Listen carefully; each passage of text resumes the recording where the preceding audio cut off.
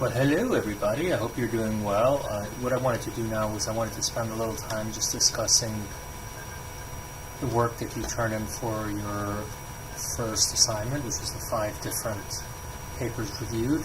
I got a little insight about your writing style from there and what you need to work on, and also just I want to discuss a little bit about your project, like where we are right now and what we have to achieve. First thing about the writing.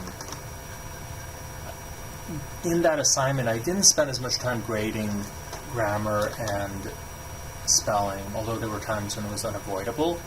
Sometimes my ability to comprehend what you're writing depends on your grammar and spelling, because if the grammar's off, it's hard for me to understand what's being said.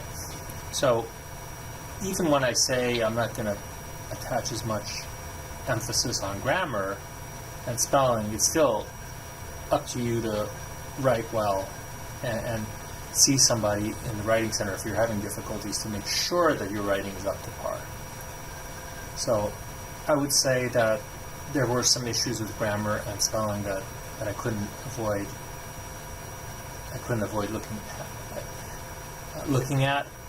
I did, however, make sure that I didn't focus as much on grammar and spelling in this instance.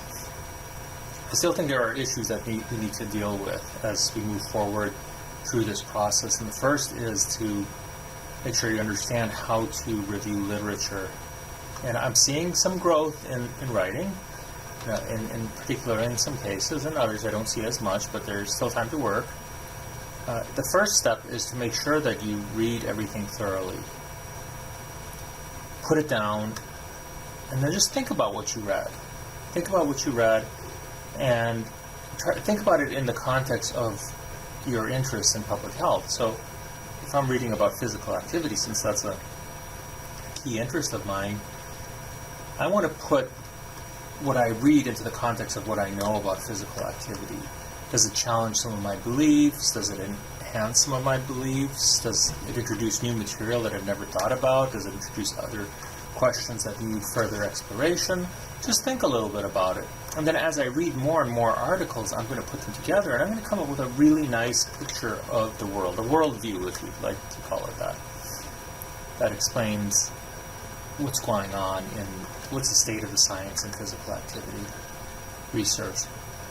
So that's what I'm going to do. Now, I also focus a lot on reading statistical literature just so I can understand better. And often what happens is I encounter material that contradicts some of my knowledge or actually introduces things that I didn't know before, or even completely contradicts what I thought I knew, so maybe I was just completely wrong.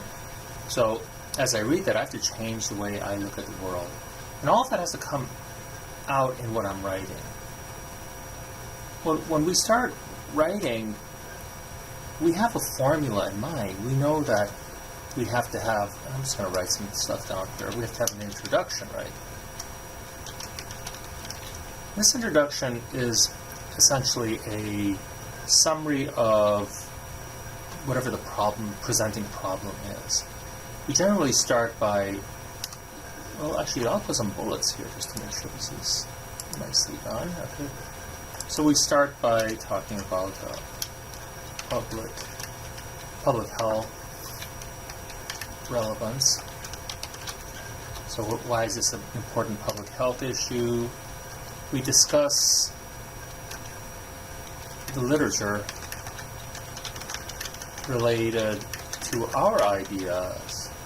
Now, what are our ideas? Our ideas are generally stated in terms of relations among variables. And we normally have an independent variable of some sort, a dependent variable of some sort, and perhaps a mediator or moderator. Mediators and moderators.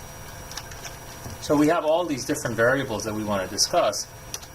So we're going to talk about the research that was done on each of those. So it might be something like, what's the effect of physical activity in obesity? I'm going to make this really simple. And does the effect differ for males and females? So in this case, I'd have my independent variable would be exercise, my dependent variable would be obesity, and my moderator variable would be an individual's sex. I may also introduce some mediator variables, like exercise increases calorie consumption, which influences weight, right? So something like that.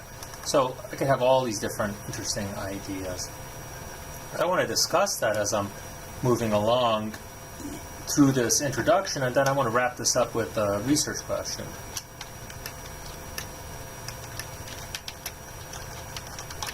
In other words, what is it that I'm interested in understanding? Like, does physical activity reduce obesity? So something like that's a research question. And then after I talk my research question, I discuss my research question, I introduce my hypotheses. I may just have one, I may have multiple hypotheses. I don't talk about null hypothesis. I just talk about what I'm interested in, what's called the research hypothesis or the alternative hypothesis. When I do that, I'm stating what the direction of this study is, why I'm conducting it in the first place. But see, in everything that I'm writing, there has to be a consistent message here. Everything has to flow. So this has to flow like a story. So when I introduce the public health relevance, I'm still thinking about my study. When I'm talking about the relations among the variables, I'm thinking about the public health relevance, I'm thinking about my hypotheses. So everything is coming together perfectly all the time. Once I finish with this introduction section, and introduction is also could be called the literature review if you'd like to. Literature review. And notice since I'm reviewing a variety of different studies, most of the studies I'm reviewing will be found here in this introduction, this literature review. I expect to see multiple citations as I write out.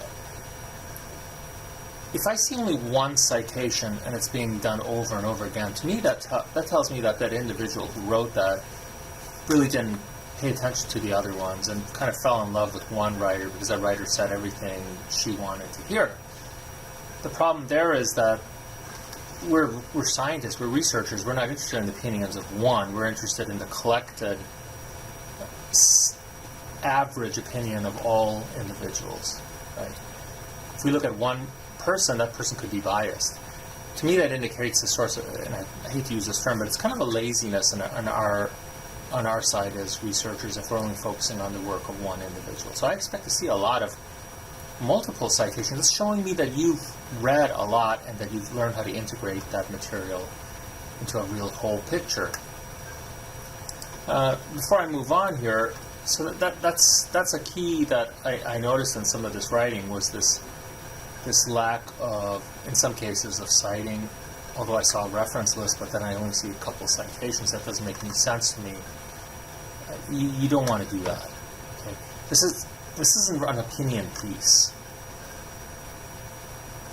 If you were a journalist, maybe you'd do an opinion piece somewhere. That's what they call an editorial.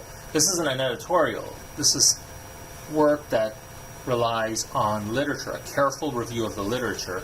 When you're making a professional statement about something that you've studied, it's expected that you've actually studied it very well, you've reviewed all the literature possible, and then come up with a very well-educated statement. And that's what I want to see here. After you complete that, you introduce your methods. Your methods involve your participants and procedures.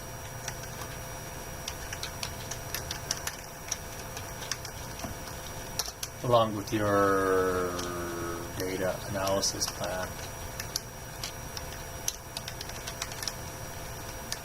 So, to understand your participants and procedures, it depends on the type of study you're doing.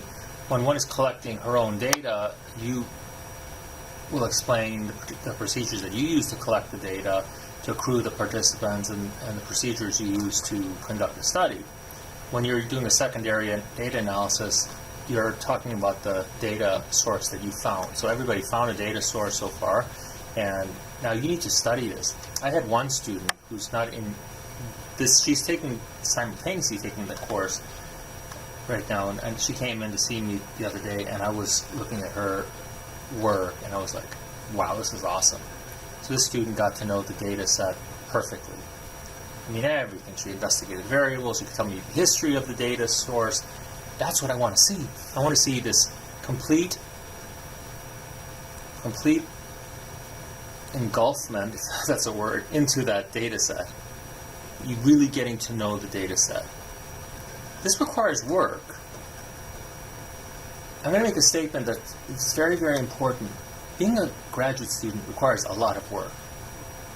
I've seen people over the years in doctoral programs, master's programs, undergrads, where people just think that the material is just going to, like a vacuum cleaner, is going to get sucked in. It doesn't happen that way. You have to actually go out and do the work to understand everything. I expect a lot of work. If you do a lot of work, it'll show in the work that you produce. I'm not talking about people making errors because of language barriers and things. Those aren't. I've had some students who've had the hardest time in English who come up and done the most work because they just really, really wanted to. That effort shows in what I read. It shows in everything. So this isn't the kind of place where you can, pretend that you did a lot of work and I'll buy it. I don't buy stuff. I see through everything, and I want to see hard work. I want to see hard effort in getting to know that data set. So I'll use the one example again of the student that I met the other day. She had it all down packed. Knew it. I was so proud of that woman. I said, you're going to have a great career, and that's what I want to see, because I know that you can do it. You can put a lot of effort into learning these data sets, knowing them, and that's what you need to explain here. Tell me about the data set. How were the data collected? Is there a history that we need to know about? Give us this is the only, you're not collecting data, you're using data that were collected, so everything's there for you somewhere, you just got to find it. How many participants do you have? That's going to depend on how many individuals are in that data set that were downloaded, not in the whole data set, but in the analyses that you're going to be doing. That's what you need. What the variables are, you need to know what the variables are. So under participants and procedures, actually before I do the data analysis, I should say instrumentation. So in this case, it's generally going to be some measures that were taken of individuals, like self-esteem, depression, weight, etc. Or if it's an aggregate data set, how many individuals live in a community, etc. So that's, how were those measured? That's the question. That's what it's talked about in instrumentation.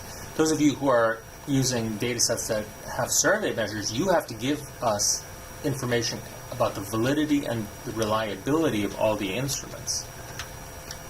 Validity and reliability information. And then finally, discuss the data analysis plan. How will the data be analyzed? So, is it going to be a regression analysis? Is it going to be an ANOVA or something different? You have to talk about those as well. So this is basically what's being done in this first half of the project. After you analyze the data, you'll do the second half, obviously, the write-up. So what I want to see now for the rest of this semester is some really tight writing. What a lot of people do is they think, well, this project isn't due for a while, so I can put this aside. And that's not the way it works. If you want to do a good job, you should be on this right now. I would be happy if I knew that everybody had this work on their computer and they were actually working on it. And you were like getting to know this stuff really well. You were in there working your heinies off, trying to know everything you can about that topic. That's what I want to see. Okay. Anyway, that's just a little bit about writing, and see you soon. Bye.